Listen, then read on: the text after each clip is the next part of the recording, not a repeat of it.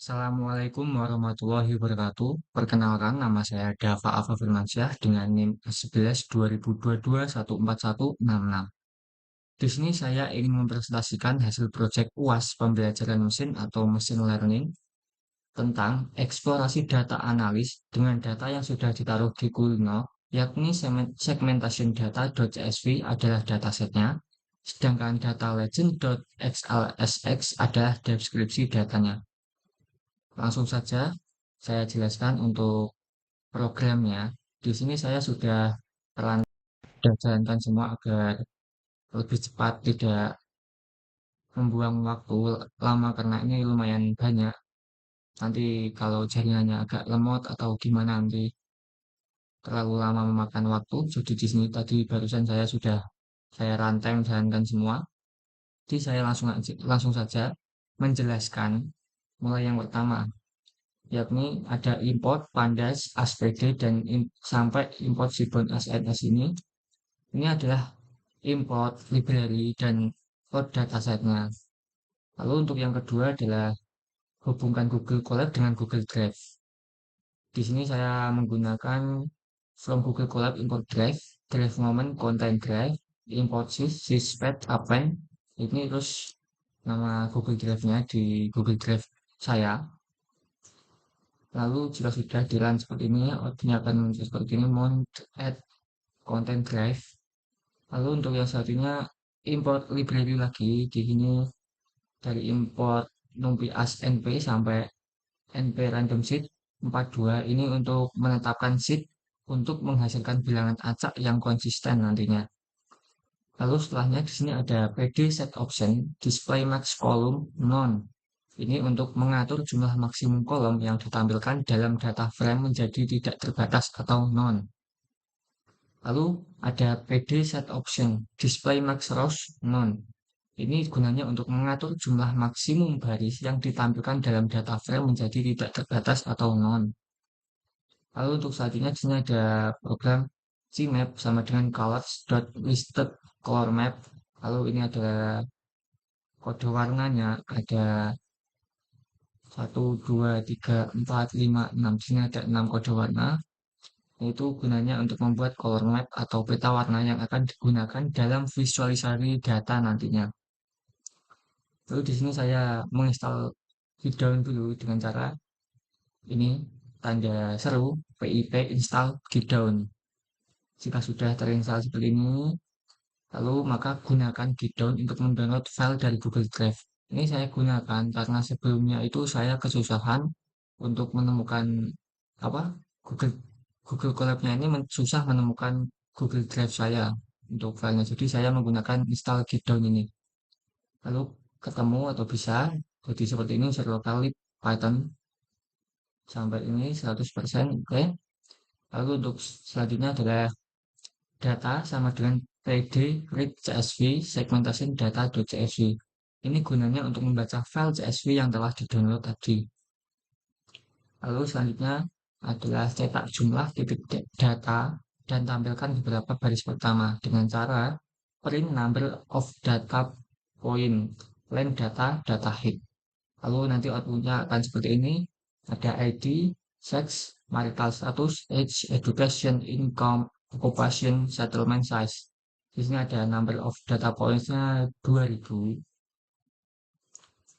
Lalu untuk langkah berikutnya adalah eksplorasi data analis atau EDA. Yang pertama adalah statistik deskriptif. Kita data info terlebih dahulu, lalu muncul seperti ini. Kolomnya ada ID, sex, sampai settlement size. Terus non-null count ada 2000. Tipe datanya integer, integer, integer, integer.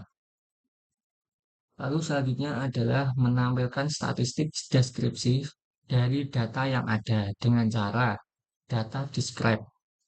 Lalu akan muncul seperti ini, ada count, min, std, min, 25%, 50%, 75%, sampai max. Lalu selanjutnya adalah memeriksa nilai-nilai yang hilang dengan cara print data is null sum. Nah, di sini outputnya seperti ini. Ini tidak ada data yang hilang. 000, tipe datanya integer. Lalu untuk langkah selanjutnya adalah menghapus baris atau record yang mengandung nilai hilang, missing values, dengan cara data sama dengan data.dropna print jumlah record setelah menghapus record yang mempunyai nilai yang hilang ada dalam data. Jumlah record setelah menghapus record yang mempunyai nilai hilang ada 2000 karena tidak ada nilai yang hilang. Di sini lalu saya mendefinisikan kolom-kolom yang ingin diplot. Ada ID, sex, marital status, age, education, income, occupation, settlement size. Lalu pastikan education ada di dalam kolom-kolom yang saya miliki ini. Dengan cara if education in data column PLT figure fixed size 10,8 sampai else ini print education column is not present in your data ini mengeprint atau memunculkan jika kolom education ini tidak ditemukan dalam data. Lalu akan muncul seperti ini. Data seperti ini kurang lebih. Lalu temuan pada data age dan income ternyata ada outlier. Keputusan saya yakni meremove atau menghapus outlier itu tersebut. Lalu remove outlier dengan cara seperti ini. Data sama dengan data umur ini untuk minimalnya 18, jadi yang di bawah 18 itu kita hapus. Lalu untuk data umur maksimalnya itu ada di 76. Jika lebih dari 76 maka tidak masuk di sini atau remove. Terus data income pendapatan minimalnya ini 35.832.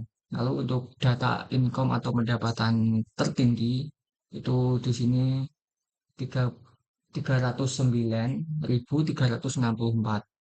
Terus print the total number of data points after removing the outlier dan data. Lalu akan muncul seperti ini. The total number of data point after removing the outlier are 1994. Jadi data setelah di remove outlier tadi yang tadinya 2000 jadi 1994. Lalu untuk selanjutnya adalah cek korelasi dengan cara format data core numeric only true PLT figure fixed 24 ini ukurannya yang ya 24 CSNS heatmap coordinate core map not true center 0. Lalu akan itu seperti ini bermacam-macam. Lalu di sini misalkan untuk umur dengan income di sini ada 0,34, lalu di sini ada education dengan income 0,23 dan lain-lain. Atau di sini juga income dengan occupation itu cukup tinggi 0,68 dan seterusnya itu data pre-processing.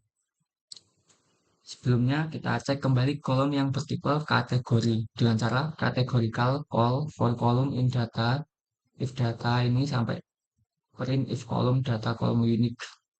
Terus kita data hit lalu muncul output seperti ini. Ada ID 1000001 sex 0, ada 010000 untuk seks yang 0 ini male, male itu laki-laki, untuk yang satu itu perempuan. Lalu di sini ada marital status atau dia itu single atau tidak single. Untuk 0 itu single dan satu itu non single. Di sini ada 0, 1, 0, 0, 0 juga. Terus di sini ada age atau umur ada 67, 22, 49, 45, 53. Lalu untuk education di sini ada 2, 1, 1, 1, 1, 1. Di sini education itu untuk 0 itu satu dulu, satu itu SMA, lulusan SMA high school.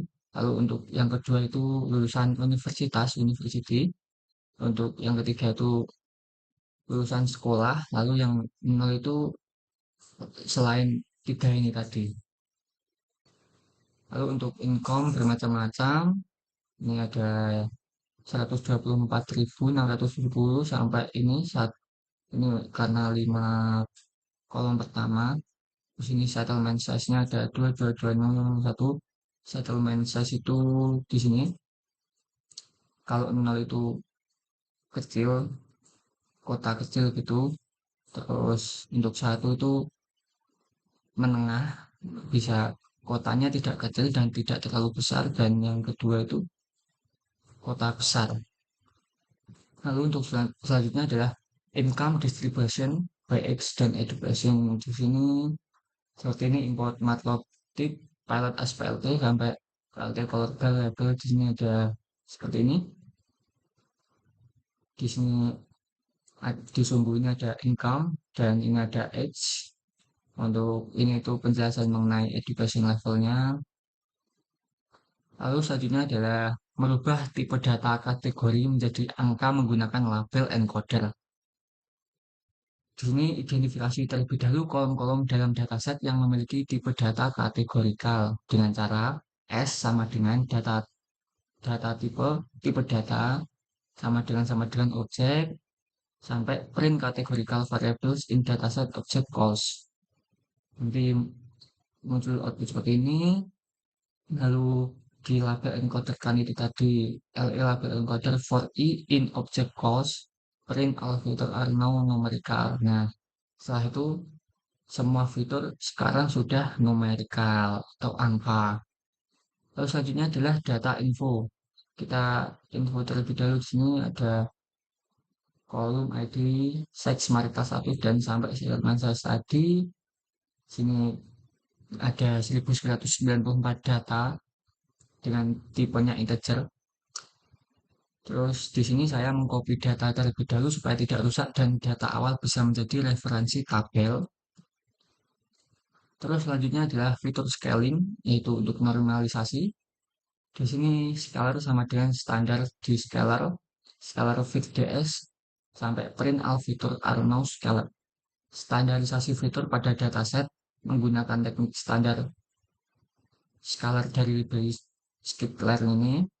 Lalu standarisasi hanya berlaku untuk fitur numerik saja. Ini tadi makanya tadi di sini kita ubah terlebih dahulu menjadi numerik karena di sini kita menggunakan yang namanya fitur scaling standarisasi.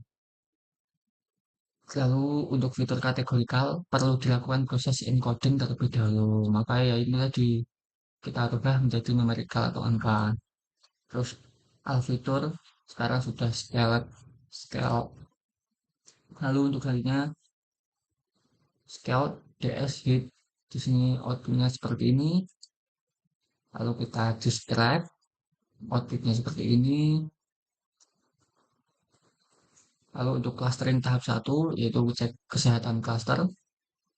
Jika nilai lebih dari 70% maka layak dipakai. Jika nilai sekitar 50% maka dianggap random. Perlu dimensi reduksi. Jika nilai kurang dari 30% berarti tidak cocok pakai Cummins, pakai metode yang bisa mengatasi masalah sparse dataset. Di sini seperti ini programnya from scalan itu import library-nya. Ini kodenya seperti ini, dev Hopkins X sampai return H ini itu menghitung statistik Hopkins. Statistik Hopkins adalah sebuah metrik untuk mengevaluasi kecenderungan klaster dalam suatu dataset. Lalu nilai Hopkins berkisar antara 0 hingga 1, di mana jika nilai mendekati 0, maka indikasi kuat adanya klaster dalam data. Lalu jika nilai mendekati 1, maka indikasi lemah adanya klaster dalam data. Mungkin terdistribusi secara acak. Lalu untuk nilai sekitar 0,5, maka indikasi tidak jelas tentang keberadaan klaster tersebut. Lalu jika sudah, kita periksa ukuran Hopkins dengan cara Hopkins AVG sama dengan for I in range 0 sampai 100. Sampai ini NP array Hopkins AVG min atau rata-ratanya.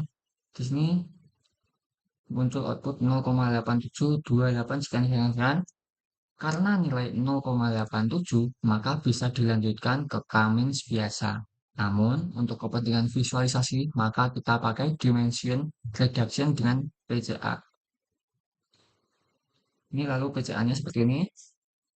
PCA sama dengan PCA, N komponen sama dengan 3.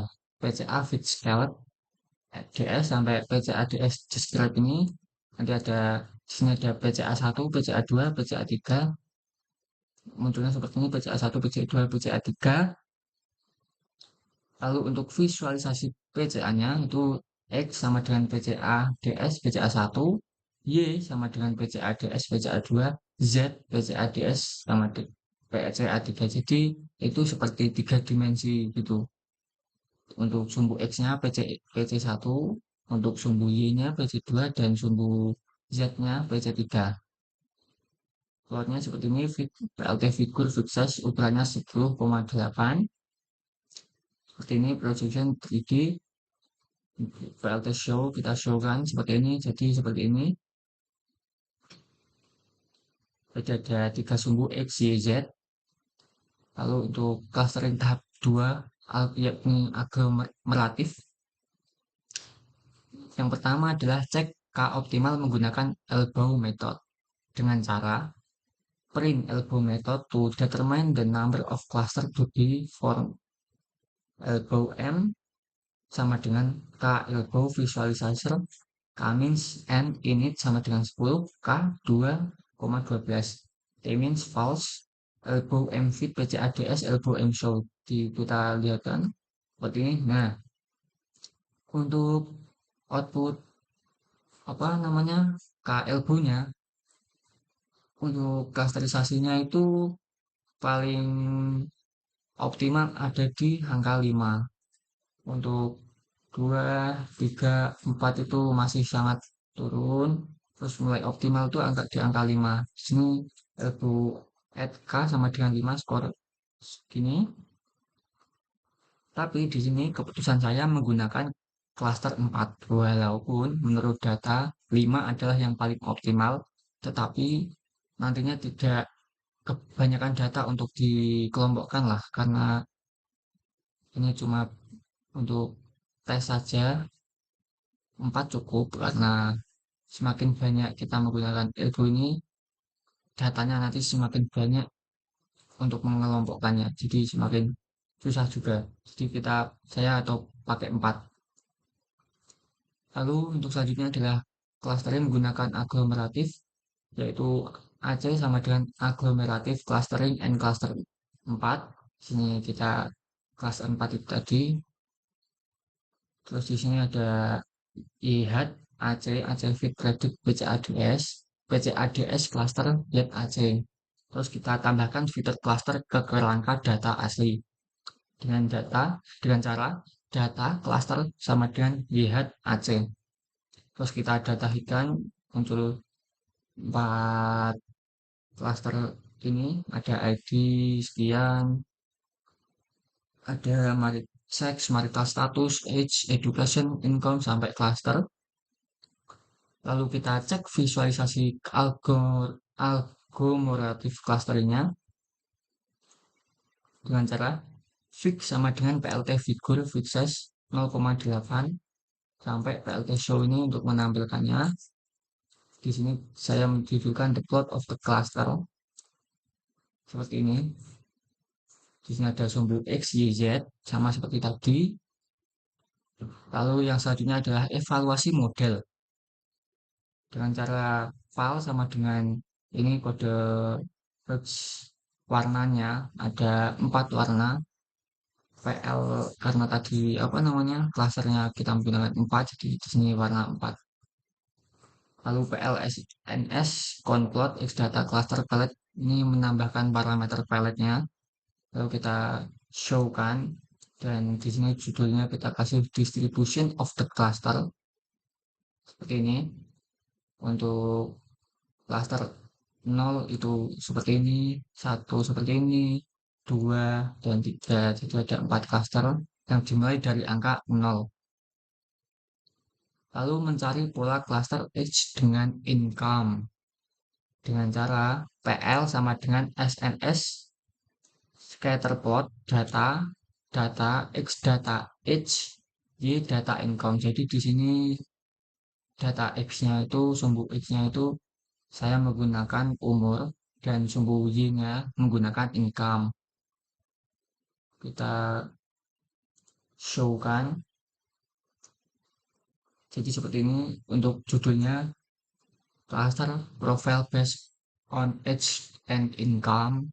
Di sini ada sumbu X itu umur dan sumbu Y itu income. Sekian umur mulai ini di sini itu nomor 18-an sampai di sini 76. Lalu distribusi cluster dengan cara PLT figur, PL SNS swarm code, X data cluster, Y data income, colornya seperti ini, kode colornya alpha 0,5. Terus kita show kan, maka seperti ini. Hasilnya seperti ini. Kesimpulannya, klaster 0 memiliki jumlah data terbanyak dan klaster 2 memiliki median pendapatan atau income tertinggi. Namun berdasarkan informasi, kemungkinan total pendapatan yang lebih besar itu dari klaster 0 karena memiliki banyak customer.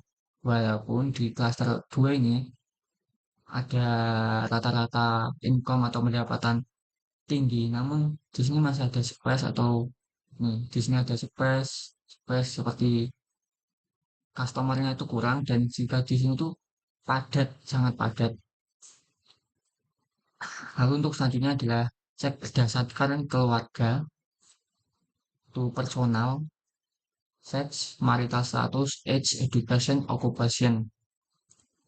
For I in personal, PLT figur, SNS, join plot, X data I, Y data income, W data cluster, kain sama dengan KDE, file. Lalu kita show kan, untuk setiap variabel kategorikal dalam list personal akan dibuat plot yang menampilkan distribusi KDE dari satu pendapatan, yaitu income di setiap kategorinya. Misal seperti ini. Sini ada dari atas dulu. Di sini ada sex atau kelamin dan di sini ada income. Sumbu X ini kelamin dan sumbu Y ini income. Di sini ada income. Pokoknya semua ini ada income-nya. Kita bandingkan setiap plot-plot dengan plot income itu tadi. Misalkan di sini 0, 0 itu adalah laki-laki dan 1 itu perempuan. Untuk pendapatannya kita bisa lihat laki-laki itu cenderung lebih tinggi. Income atau pendapatannya itu lebih tinggi dibandingkan perempuan. Lalu untuk selanjutnya adalah marital status dengan income. Marital status itu untuk 0 itu single dan 1 itu enggak single. Bisa udah menikah atau minta cerai atau apalah. Di sini terlihat untuk yang pendapatannya tinggi itu malah rata-rata masih single. Dan untuk yang sudah tidak single itu rata-rata malah lebih rendah pendapatannya dibanding yang single. Lalu untuk income dengan umur itu rata-rata yang tinggi itu di sekitar umur ini paling tinggi di sini di sekitar umur 28 mungkin dan ya kalau di sini selanjutnya ada education dengan income. Education ini ada 0, 1, 2, dan 3. Tadi saya karena saya tidak bisa mengingat semuanya karena 0 itu untuk data apa, 1 untuk data apa, 2 untuk data apa, dan 3 untuk data apa. Seperti ini juga 0 untuk data apa, untuk occupation-nya dibanding income, 1 itu apa, 2 apa. Di sini saya menggunakan program yang namanya cluster profile data group by cluster main atau di rata-rata print cluster profile. Nah, Maka dari itu muncul seperti ini, output seperti ini. Klaster 0, 1, 2, 3, 4, ID sekian, seks itu sekian, marital status, age education.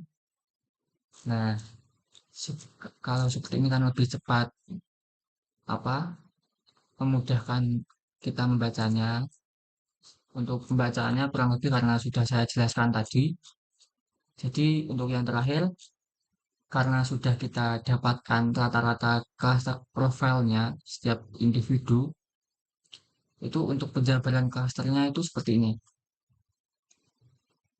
Untuk klaster 0, seks itu lebih banyak laki-laki. Lalu lebih banyak yang belum menikah, rata-rata usianya sekitar 34 tahun. Edukasinya itu sebagian besar memiliki pendidikan setingkat SMA, high school. Lalu income-nya itu pendapatannya rata-rata cukup tinggi. Lalu untuk klaster 1, itu lebih banyak perempuannya dan sebagian besar sudah menikah. Untuk rata-rata usianya itu sekitar 30 tahun. Lalu sebagian besar memiliki pendidikan setingkat SMA juga, high school. Lalu income-nya itu pendapatannya rata-rata lebih rendah dibandingkan klaster 0 tadi yang rata-rata laki-laki dan belum menikah. Lalu untuk klaster 2 di sini lebih banyak perempuan dan sebagian besar sudah menikah.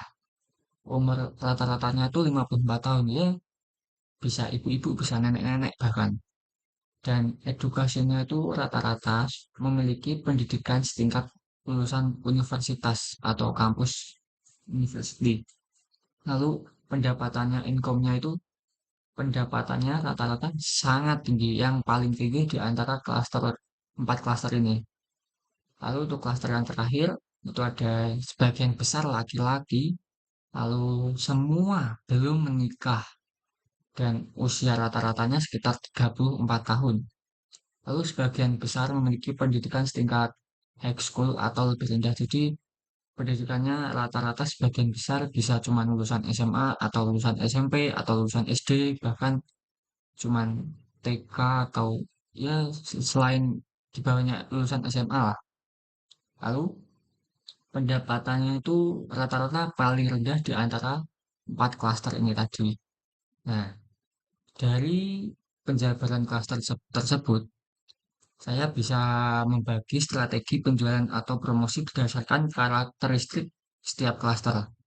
Yang pertama, klaster 0.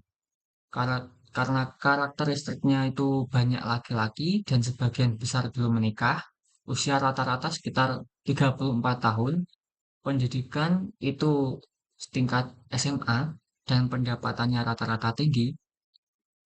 Strategi promosi yang saya buat itu seperti barang-barang premium atau mewah seperti mobil atau elektronik canggih, misal HP atau laptop, karena laptop misal yang kerja butuh laptop canggih atau HP juga, atau mobil karena kan ini masih belum menikah kan ya, atau ya seperti itulah kira-kira.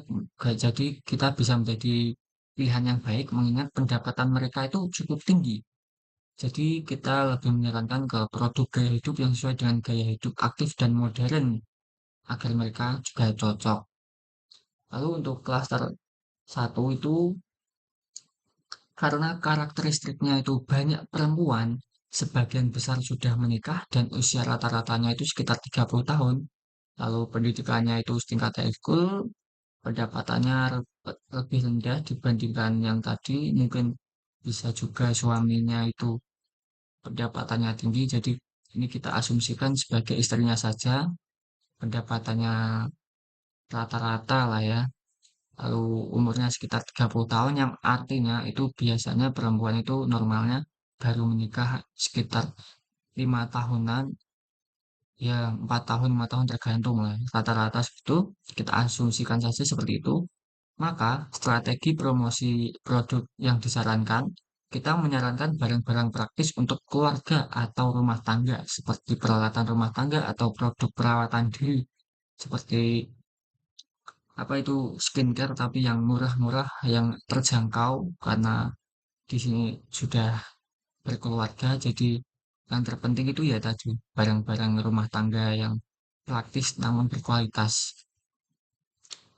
Lalu untuk klaster selanjutnya ada klaster yang klaster 2 atau yang ketiga ini dari karena ini 4 klaster dimulai dari nol kita biar lebih gampangnya kita sebut klaster 3 saja ya. Untuk klaster ini itu eh, apa namanya? Lebih banyak perempuan karakteristiknya, lalu sebagian besar sudah menikah dan usia rata-ratanya itu sekitar 54 tahun. Pendidikannya tinggi, kampus, universitas. 54 tahun itu kira-kira sudah punya cucu lah ya, cucu satu gitu, anaknya punya anak, terus anaknya punya cucu, udah bisa juga udah ibu-ibu yang anaknya udah kerja, jadi ya kira-kira udah ibu-ibu ke nenek-nenek. Nah, apalagi wow, pendapatannya ini tinggi, sangat tinggi, maka strategi promosi yang kita sarankan itu ke klaster 3 ini adalah produk-produk mewah atau premium seperti apa ya? Seperti perhiasan, perhiasan atau properti high end. Karena ya karena sudah ibu-ibu ke nenek-nenek itu kita tawarkan mobil mewah karena buat apa? Kecuali itu laki-laki, ini ibu-ibu. Jadi kita tawarkan seperti perhiasan yang mewah high end atau juga kita bisa mempertimbangkan seperti apa namanya? Liburan eksklusif seperti liburan mewah atau liburan mewah yang layanannya itu premium. Karena di sini kita fokus pada kualitas, kemewahan, dan prestige produk tersebut. Lalu untuk klaster yang terakhir, karena karakteristiknya itu sebagian besar laki-laki dan semua belum menikah, lalu usia rata-ratanya itu sekitar 34 tahun, dan pendapatan mereka rata-rata paling rendah di antara setiap klaster ini tadi, maka strategi promosi yang kita sarankan itu barang-barang dengan harga terjangkau dan fungsionalitasnya tinggi. Produk yang membantu mereka dalam kehidupan sehari-hari atau meningkatkan keterampilan praktis bisa menjadi pilihan.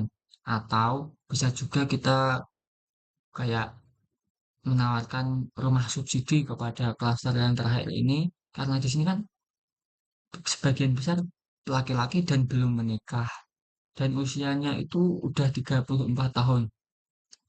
Jadi kemungkinan besar yang dialami klaster terakhir ini adalah ekonomi. Terbukti di pendapatannya itu rata-rata paling rendah. Dia belum menikah mungkin karena namanya laki-laki kan insecure seperti itu, insecure karena ekonominya belum matang. Jadi kita tawarkan seperti rumah subsidi, seperti DP murah atau angsurannya murah seperti itu agar nanti bisa lebih pede lagi untuk menghalalkan perempuan karena sudah punya rumah, sudah lumayan pede lah ya, gitu seperti itu. Jadi seperti itu untuk penjelasan setiap program saya untuk UAS pembelajaran mesin eksplorasi data analis dengan data segmentasi data tersebut yang sudah ada di Kulino. Maka dengan ini saya akhiri atau tutup. Maaf jika ada salah tutur kata yang saya sengaja ataupun tidak sengaja, itu tidak sengaja semua mungkin. Jadi ya, assalamualaikum warahmatullahi wabarakatuh.